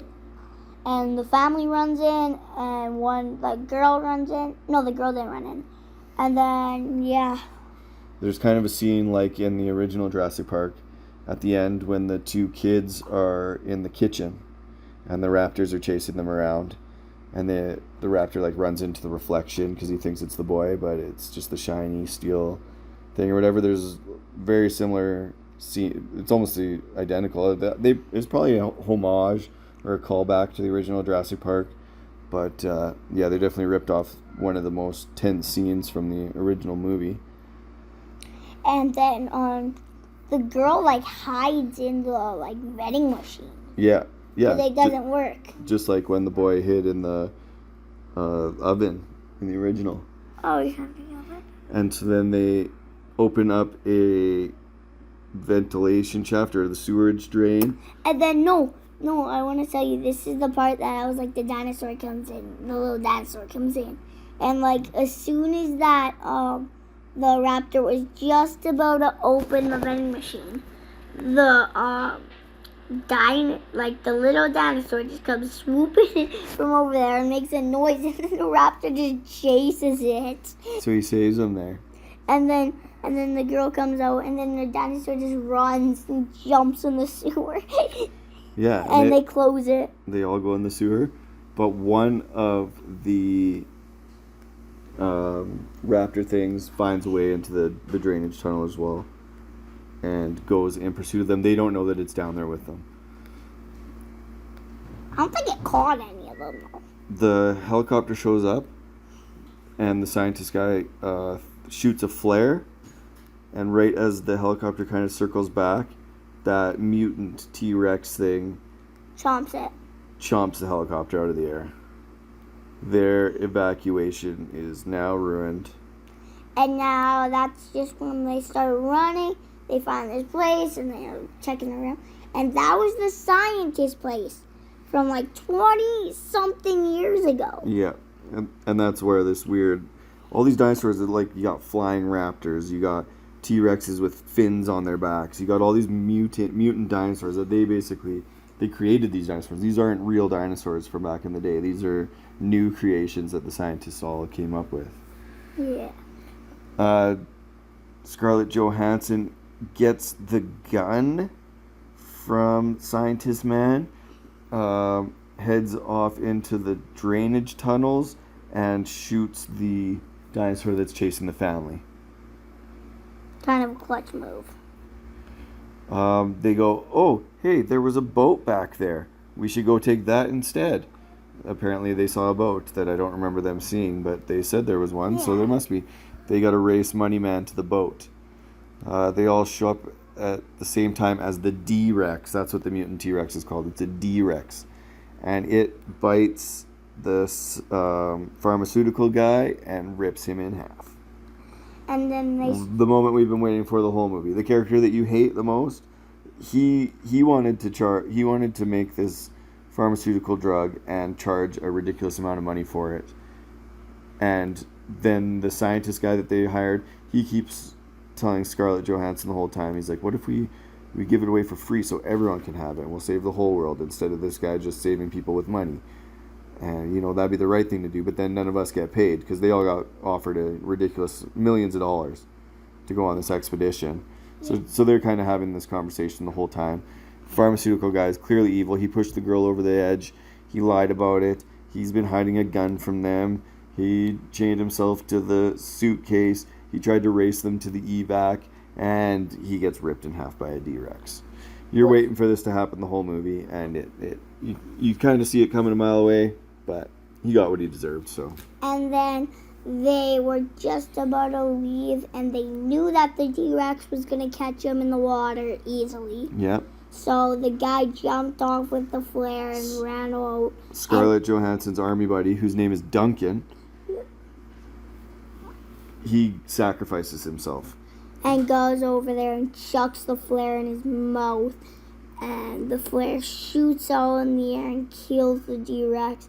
And then they see the flare, and he's just swimming over to them. You see another flare go off, yeah. They all think he's dead, because I think they see from a distance the flare go out, and we see Duncan dive into the water, and you kind of just they made it look like he died. Yeah. But we all know that if you don't actually see someone die, they don't actually die. They're probably not actually dead. So as they're taking off in the boat, and Duncan and Scarlett Johansson, we haven't explained it a lot during this review, but they really kind of hyped up their friendship the whole movie. So you really liked the Duncan character. He was the most likable character in the whole movie, right? He was the one that everyone's cheering for. And so they kind of they fake kill him off there, and you feel bad for him. You wanted to see him survive. And so when they're driving off in the boat and you see another flare go off, it's kind of like a hooray moment. You're happy. Duncan's alive. They got to circle back. They didn't really circle back. They just stopped the boat and he swam. They pick him up. Scarlett Johansson and the scientist dude and the family agree that they're going to give the samples out for free, so that all different scientists can research it and come up with cures for heart disease and share it with the world at next to no cost, if possible. And the family just gets home and they're really happy. And they sail off into the sunset with dolphins, real life modern dinosaurs, swimming beside their boat, and that's how it ends. Great movie. Final thoughts. Fun. It's a fun popcorn movie. Dinosaurs are always cool. Lots of different types of dinosaurs in this, and they did the mutant dinosaurs, so they're different dinosaurs. They're hybrids. You're mixing up two different types of dinosaurs, so you get a lot of them, and they're pretty cool, I think. My favorite probably dinosaur was the T-Rex swimming with the dolphin, or the flying raptor. That one that came down and attacked the raptors, that thing was cool. That was pretty cool, yeah. That was the thing that they showed, though. Those T-Rexes with the fins on their back at the beginning are probably my favorite ones. Yeah. I also like the, stegosaurus thing in the middle. Yeah. Yeah. Yeah. Ranking it in the Jurassic World movies, it's been a while since we've seen a bunch of them. I saw one recently. There haven't been any Jurassic Park or Jurassic World movies that I flat out didn't like. I think they're all fun. This one was probably the worst. It's right up. I think it's in the middle or whatever. They're all kind of the same thing to me. Dinosaurs. Let's take a look at them and people get trapped on a island with dinosaurs and have to escape. It's kind of fun. Yeah, if you want to look back, we can bring them up again. Jurassic Park movies. So Jurassic Park is obviously way better than all the other ones. The Lost World, I remember just because it was alright. It was the first sequel that they ever made to it, and it was so everyone was looking forward to it. Jurassic Park 3, I remember the least. It was not that good. Jurassic World was number 3 was not that good. Jurassic Park 3. Jurassic World. It was alright. Again, alright. Jurassic World Fallen Kingdom. I remember at the beginning of that one, they're escaping from the island and because of a volcano, and all the dinosaurs are like dying on the edge as they all sail off, and it was really sad, which I think is pretty cool to get, like, to add that kind of emotion into your movie, actually make you feel something in these kind of mindless popcorn movies nowadays. I was like 2 when that movie came out. Jurassic World Dominion is the one where they're selling the dinosaurs on the black market. Yeah. That's probably the worst one. Yeah. And so I'd say Gotta be this Jurassic World 2015. 2025. 2015. Okay, yeah. Or 1993. Jurassic 93 is the best by far. Yeah. I'd say I like 97. 2001 is alright. And then the first 2 Jurassic Worlds. So this one would maybe be 5th. The Jurassic Park 3, Jurassic World Dominion, and Jurassic World Rebirth, I'd say, are the 3 bottom. Would you agree with that? Let me make my rankings. Go ahead. Yep. So number 1, Jurassic Park. Yeah. Number 2, Jurassic World. Okay. Number 3, probably Jurassic World 2022. Dominion? Okay. Dominion was alright. Yep. Then I liked it, and then the Lost World. Sorry, Dominion and Lost World need to switch, and so does Jurassic World and Fallen and Dominion need to switch. And then I like Jurassic 3. And then finally, to finish it off, we have Jurassic World Rebirth, and then the Battle at Big Rock's the worst. I don't even know what that is. I don't even know what that is. We don't even need to work that in there. So mine would go Jurassic Park, The Lost World, Jurassic World Fallen Kingdom, Jurassic Park 3, Yeah. Jurassic World Rebirth, and then Jurassic World Dominion. You don't like Jurassic World Dominion? I like all these movies. Rebirth sucked. I like them all. I only love the first one, Rebirth sucked. and then the rest are all fun. Rebirth sucked. Rebirth Sucked. is it's one of your least It favorites? sucked. It sucked, eh? If I watch Battle at Big Rock, and I've never seen Battle at Big Rock, it's better than Rebirth. Should we watch that movie? We Battle at Big Rock. should. So there's another dinosaur movie coming out later this month. No, later this month. Yeah. Probably this week. Yeah. What the heck is it called? Something. Oh, It's what called the heck? something. Well, it's based off those books. Go look at the new dinosaur movie coming out. Primitive War. This movie looks sweet. Primitive War looks. Do you want me to pause and we can watch the trailer and then we'll come back? Yeah. So what did you think of that? Looked way better. Does that look like it's gonna be the best Jurassic World movie? No. It's gonna be better than a couple. I'll put it at number 3 on my list as I'm looking at the trailer. Yeah. I don't know. Vietnam War with dinosaurs. The first one, and then what was the first one? Jurassic Park? Yeah, that's number 1. And then the next one is Jurassic World, number 1. And then definitely the new one Yeah. that's coming out. Not Rebirth. Rebirth sucked. We'll see. I guess we'll see when it comes out. We'll definitely have an episode on that one. Next up, we are going to talk about the video game Jurassic World Evolution 2. What'd you play it on? ps4. Oh, that was that game where you had to go gather the dinosaurs, go feed them, make sure they got the nice cage. That's the one. You had to feed them.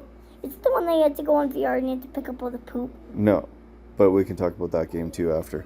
Maybe. Alright, so Jurassic World Evolutions 2 for the ps4. Another game that I played. You didn't really play this. You kinda did. You hopped in a little bit and checked out what I was doing. Basically what this game is it's for anyone that's played like the SimCity games, or the Tycoon games like Roller Coaster Tycoon or Prison Tycoon. But Fortnite and stuff like that, there's you could play my personal favorite. Yeah. Oh, what's it called? Rich Tycoon. where it's like you gotta build your house. It's like you build like a mansion, and every like I don't know, 15 minutes there's this boss battle where you get like you have to like you can upgrade your base, and then you get a gun wall. You have to quickly pick one of the guns, and then you go into the thing. You can choose to go through there or just keep upgrading your base. And if you're the one to kill it, you get like I don't know, like $8 trillion. So you can buy anything. More stuff for your base. I've never beat the game because my friends always just back out. I'm like, bro, because I just spam the baseball bat. It's so annoying because they don't have it because it's like on like level 4 of your base, and I always beat them to level 4. I've never lost to level 4. We always do a race. I'm always on level 4 before them. And what does level 4 give you then? Level 4 gives you another gun wall. You get a gun wall. And how do you level up your levels? Well, so you gotta, like levels, like basement level and top floor level and stuff like that. Yeah. You gotta like buy it, like get everything on the bottom floor.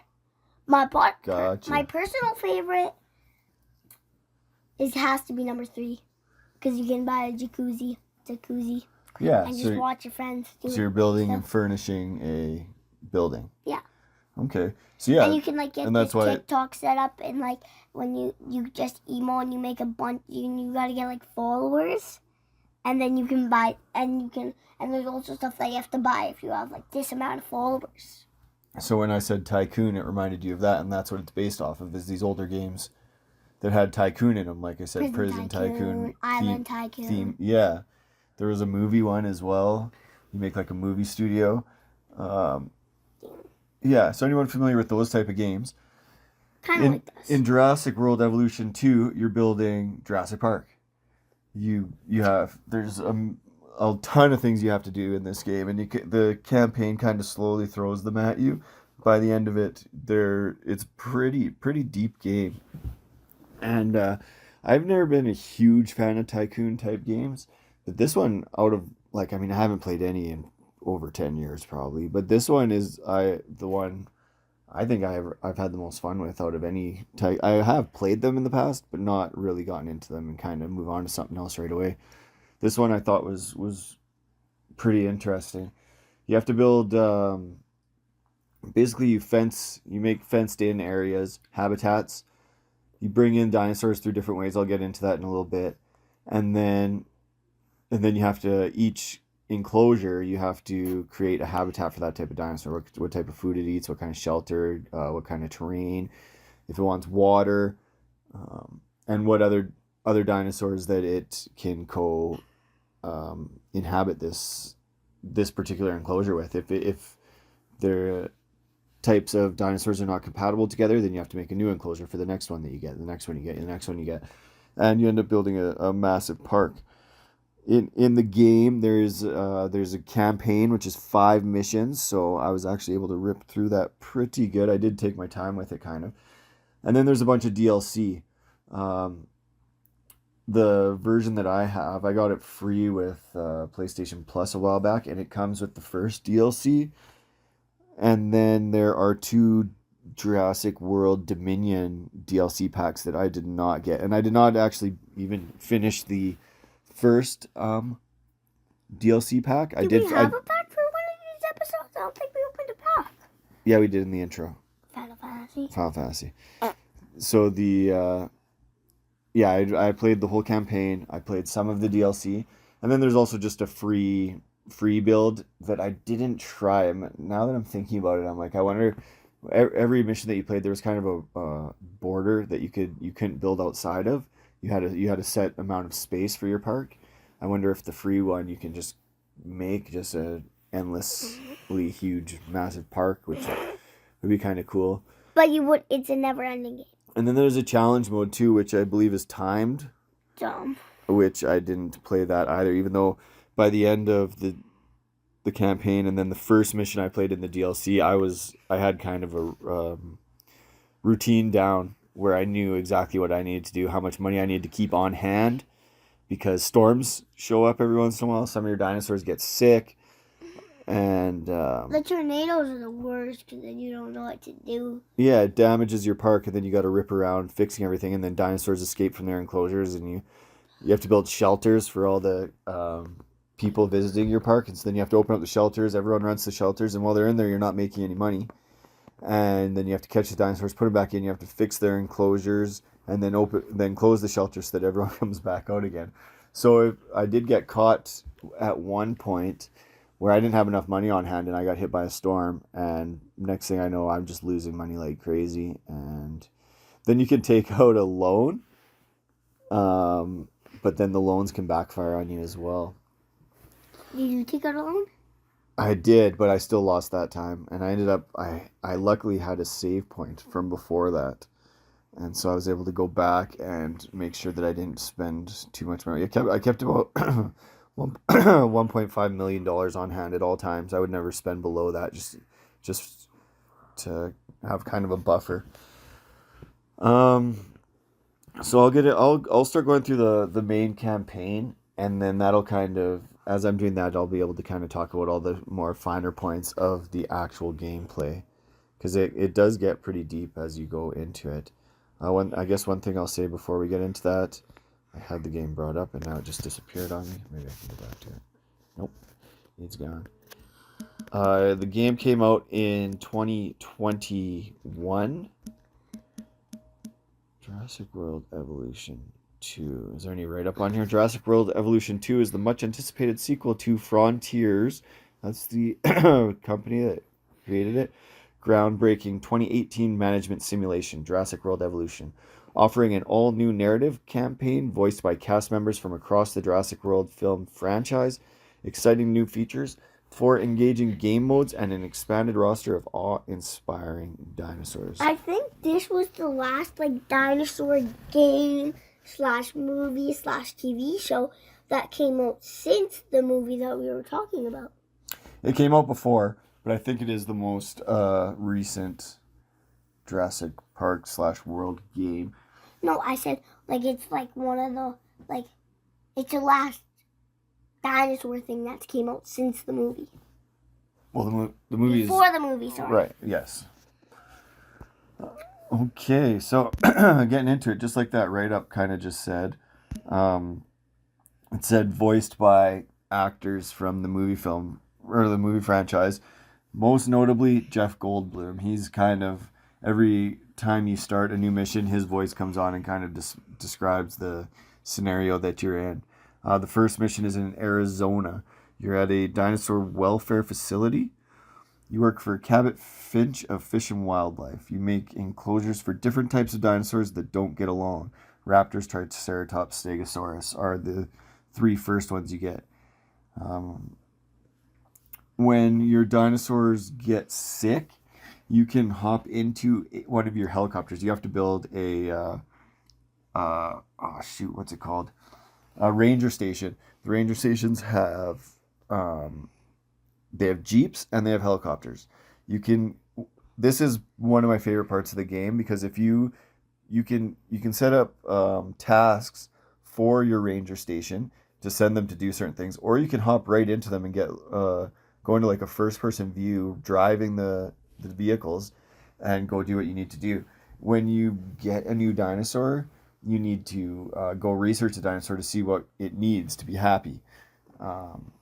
You set up a ranger outpost so that assign a ranger patrol to that outpost, and it'll automatically go around doing that.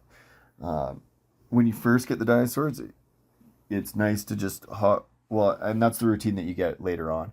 That enclosure you've got before the dinosaurs even show up, you've got a ranger outpost in there and a ranger station assigned to that outpost, so that when that dinosaur shows up, someone's going to get on it right away. For the first while, I was hopping right in the Jeep and doing it myself, going out there, pulling out my binoculars, looking at them, getting the research I needed, and then it tells you if the what kind of plants and food, and if it needs more space, all that kind of stuff for the dinosaurs in there. If they get sick, you need to set up a medical station, which also has a helicopter. Yeah, this game was cool. It was fun. Yeah. It was cool or tight cute. I I would say it's the worst tycoon game I've ever heard of, but like still though. You haven't heard of very many, I don't think. I played every single tycoon on Fortnite, and it's like Yeah, you like your Fortnite tycoons, but yeah. I played Jurassic Tycoon, and it was kind of like this, but you kind of would grab a helicopter and you would go and you would get like a sniper and you would have to shoot them. Yeah. And then you would have to do like a kind of like a mini game like in WWE where you have to to grab the briefcase.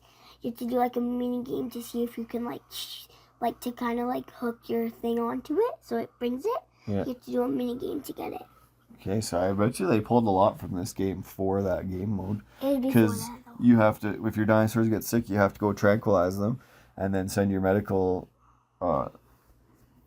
team, your medical staff out to pick up the dinosaur and bring it to the medical center, and then you have to assign scientists. That's another big part of this game, is you have a staff full of scientists, and they do a ton of stuff for you, which I'll get through more of it later, but they have different stats, and so if your dinosaur, let's say your dinosaur needs medical assistance, you would assign the proper scientist to it. It would tell you how much medical stats those scientists need to have for that particular project, and you'd have to then maybe assign more than one scientist to it, maybe just one, depending on the stats of that scientist. And you'd have, I think, at most you could have 8 scientists. Sometimes you had less than that. And so they have medical stats, research stats, and what was the other one? Biology stats, maybe? And also in the Jurassic World game, it was you had to have at least 4 more people in your lobby to play this game, because you needed people to be the scientists, the guy that drives you need 2 helicopter guys. Oh yeah. And then you need 1 guy that just does all the dinosaur stuff. They definitely pulled from this game then. A little bit. For sure. They do that a lot though. They do that. They've got Squid Games, I know that. They've got that what's the one where you don't know who the killer is? Murder mystery. Yeah. I always know who the killer is. I'm just I sit on every map. There's this one spot that I sit on, and I usually sit on the light, and I just sit up there and I watch who's the killer, and I'm just sit there for the whole entire game. I usually just run upstairs for a little bit. Yeah. And just chill. So yeah, they that's what Fortnite does. I think they take game modes from other successful things and then just Fortnite it and make it work with Fortnite. And, yeah, but some creators just do stuff weird. And I could see why they took from this one, because it was a good game. It is a pretty good game. And they also took a little bit of it from the VR bow and arrow game where you go in the helicopters and shoot it, because you could go in, because there were some first person parts in helicopters. Yeah. Yeah, so it was a really fun game. If you play Fortnite, don't really suggest it. It's not one of your favorite game modes? It's not really one of my favorite game modes. It's alright if you have 100 friends or something like that, I suggest it. Just morely play it more. If you want a tycoon game, play the one that I said, Rich Tycoon. Rich Tycoon. Or any of the Rich Tycoon. Jail Tycoon is a good one. Jail Tycoon. Suggest it, because if you there's parkour on it, if you only up. One more game to suggest that's not really a tycoon game, but it's called Only Up Fortnite, where you go up and you gotta jump and jump and jump, and you gotta try not to fall and try to get your record and try to get to all the seasons of Fortnite. Yes, so now we can carry on back to Jurassic World. So yeah, we were talking about the first campaign mission. You have to send expeditions out as well, which is scientists, and they find different dinosaurs around the world, and you can choose which ones you want them to go pick up. Timer runs down, and the dinosaurs show up at your park, so you want to have an enclosure ready for them, fenced in, and you need to power the electric fences and all your buildings as well, so you have generators set up all over the place. Later on, you can set up a power plant, which is which you don't have to constantly be fueling up, so they don't cost as much money to run a power plant and then just run wires all around your park. But for the first while, you have to use generators, which cover a certain amount of space and keep and all the fences. If you keep them all connected, they don't have to be within range of the generator anymore, because as long as one section of the fence is, then it powers the whole fence. But so yeah, you bring in a couple dinosaurs and you just get your park to a certain size and you beat the first mission of the campaign.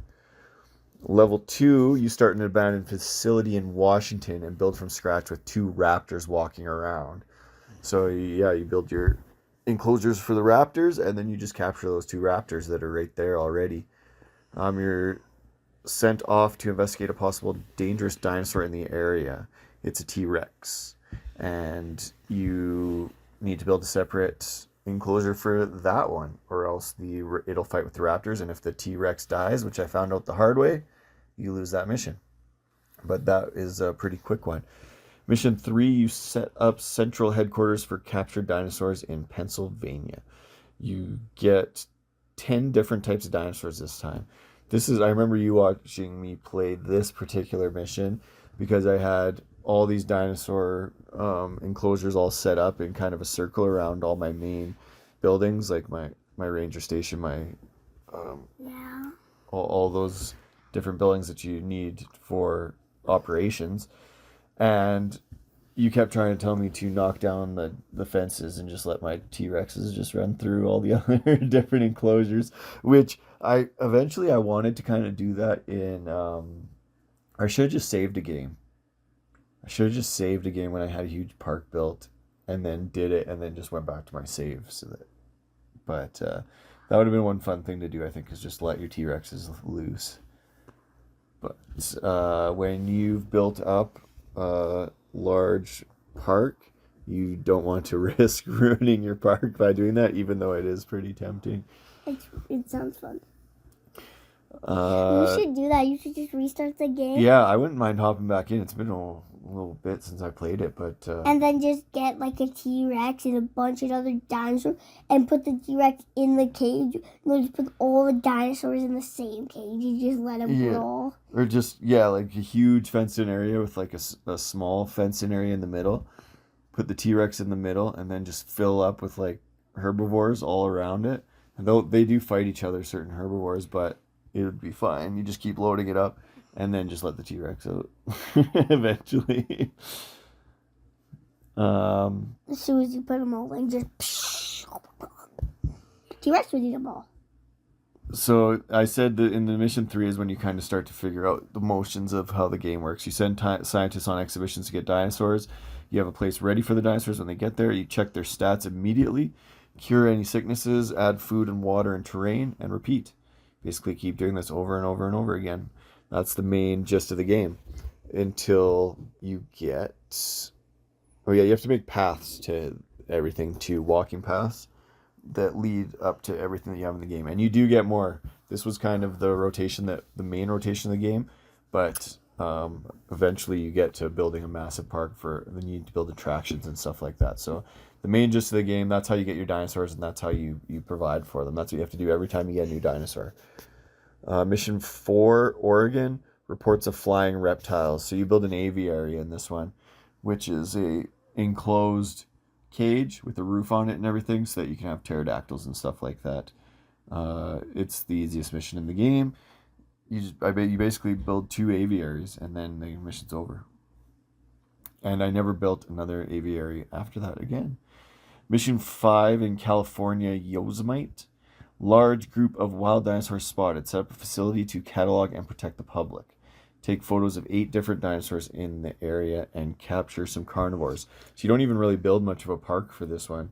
You build a small one, but then you head out on the Jeep and you just start photographing dinosaurs, which you find out is an easy way to make money too. You make for a good photo, you can make over $100,000. So if your park's ever in trouble, you just run around taking pictures of your different dinosaurs and make some quick cash. That is the main campaign right there. Done. Beat. I was like, wow, I ripped through this game, and then I was going to hop into the other game modes, but I saw that I had the Chaos Theory DLC pack. So I started playing that, and the first mission of that is build Jurassic Park, the original Jurassic Park on Isla Nublar. You build Jurassic Park with hatcheries this time. So instead of sending your expedition team out to find dinosaurs around the world, you send them out to find dinosaur fossils around the world, just like in the original game. Because in Jurassic World, there's dinosaurs all over the world, right? Just like the movie that we just watched. But in Jurassic Park, they cloned dinosaurs from old dinosaur DNA. So that's how you do it in this one. You find dinosaur fossils, or you find those mosquitoes and stuff in sap that have dinosaur blood in them preserved, and you then research different types of dinosaurs. And then when you research these dinosaurs, then you can keep finding more fossils for the same type of dinosaur everywhere else, and doing more and more research so that when you do create your actual dinosaurs, you can modify it so that they have certain temperaments, they don't get sick, they have good appetite. Dinosaurs get sick. They definitely get sick in this game. So the whole finding fossils, researching them, and then modifying your dinosaur genes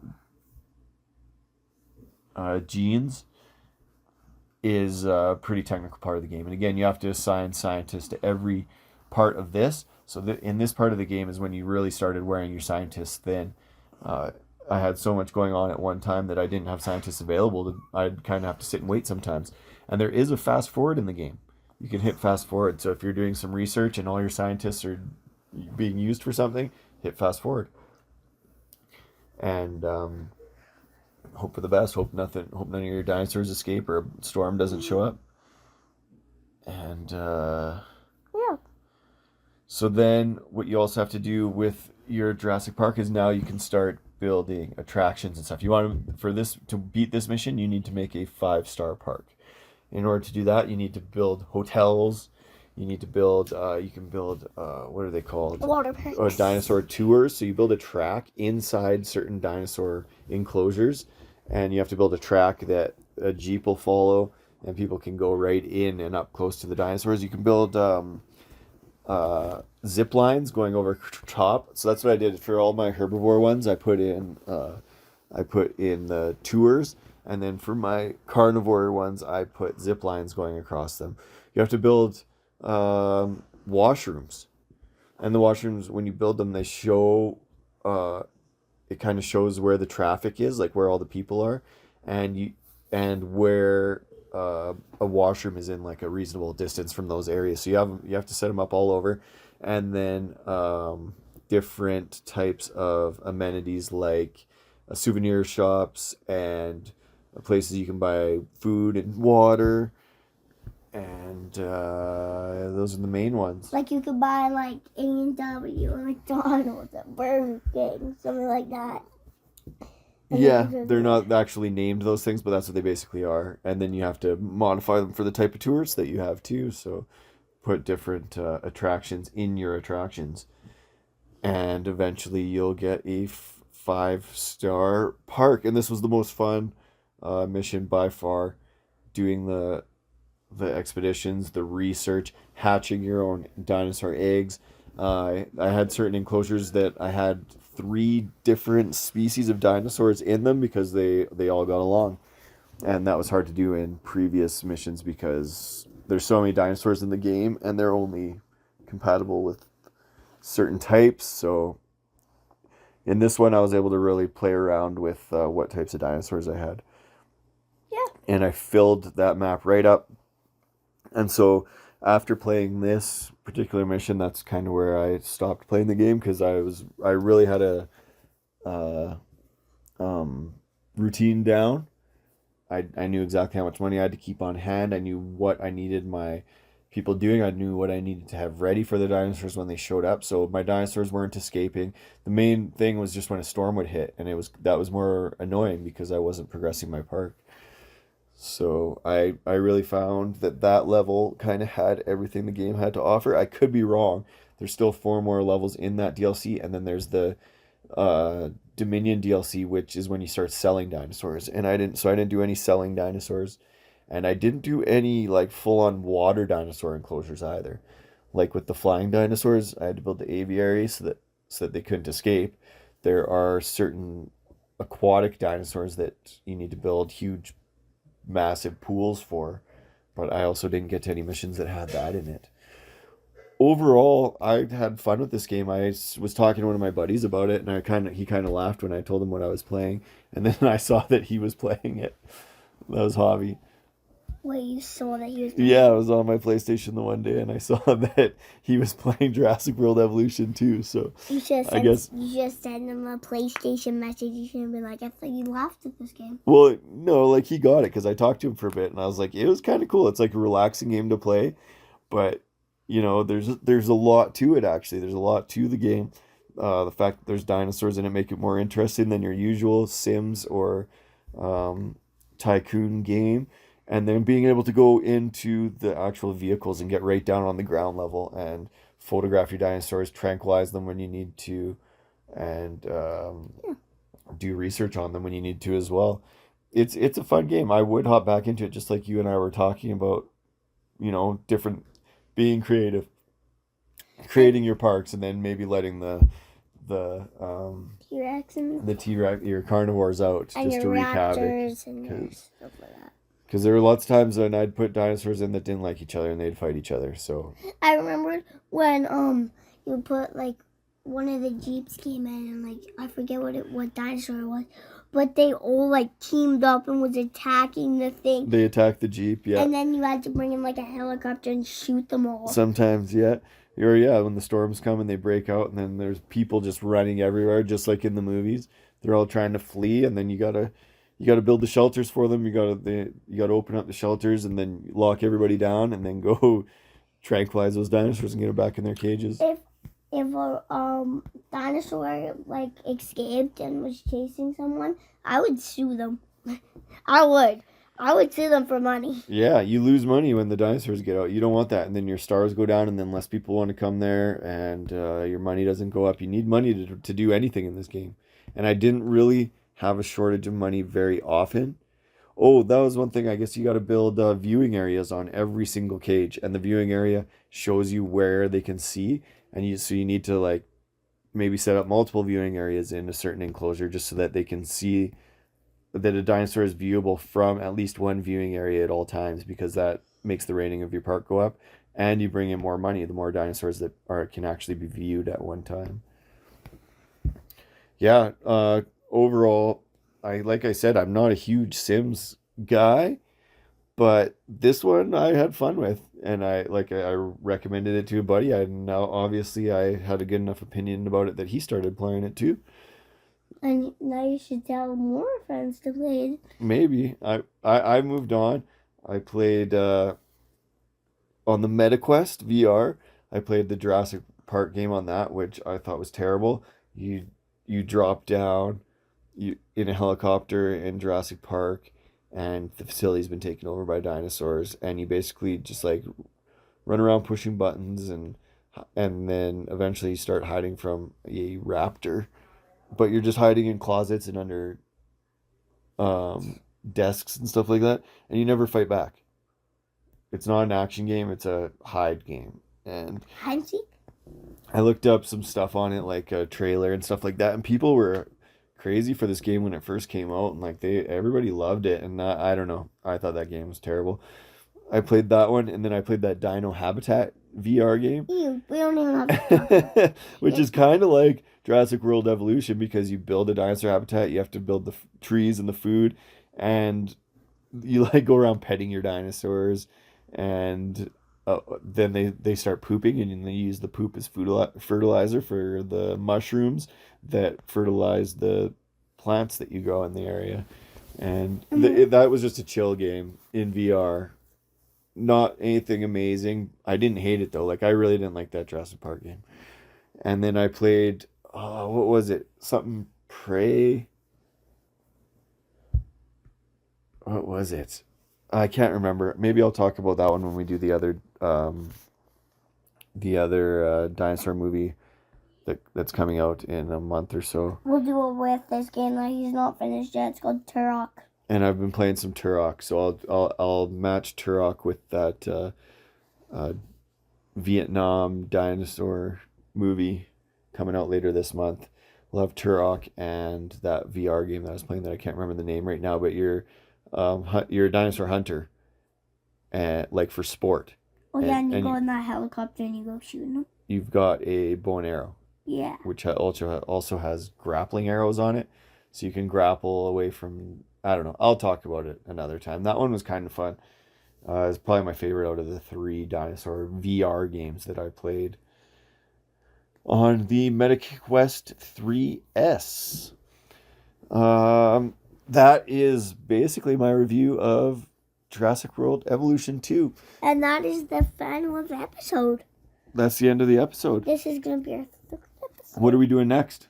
Well, we haven't really thought of it. Yes, we have. Oh yeah, it's probably going to be Twisted Metal. Season 1. Season 1. And Twisted Metal, the game number 1. The original Twisted Metal game that has been released on ps4, but it is the original game. Not that good. Well, it's old.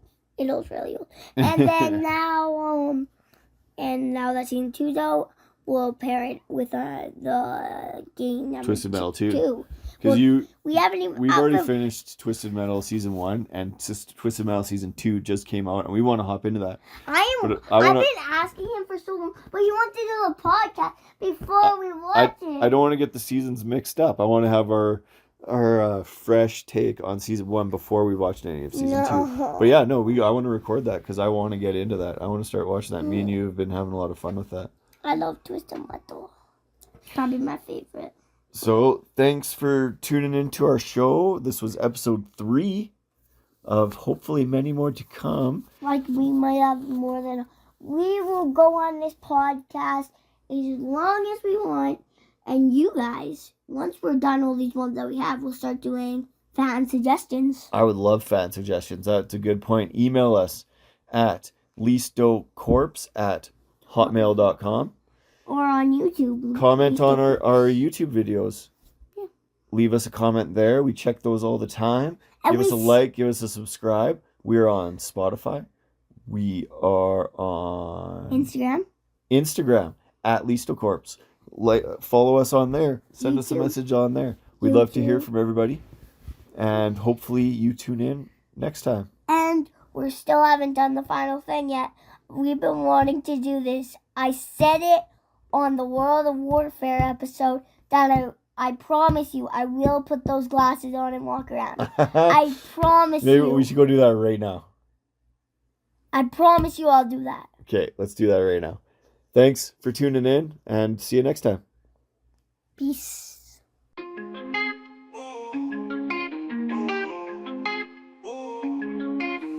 Welcome to the show, Mr. Father-Son vibe. Listo and Corpse, yeah, we're keeping it alive. Talking movies, board games, video game grind. 2 minds combined, sharp wit intertwined. Listo Corpse, where the convo's a feast. From the classics to the new, with the beauty and the beast. Grab a seat, hit play, let the banter increase. Father and son, we unleash the unleashed. Corpse got the wisdom, the dad jokes galore. Listo bringing heat, young blood never a bore. Controllers and hand dice hitting the floor. Breaking down the lore, always coming back for more. From the screen to the table, we dissect and explore. Hidden gems and blockbusters, legends and the lore. Press start, roll the dice, open up the next door. Father-son duo, never hear you yell and snore. Corpse got the deep cuts, Listo keeps it fresh. Opinions fly sharp like a cinematic sketch. Talking plot twist, Easter eggs, what to digest. A podcast, the quest, every topic gets addressed. Listo Corpse, where the convo's a feast. From the classics to the new, with the beauty and the beast. Grab a seat, hit play, let the banter increase. Father and son, we unleash the unleashed.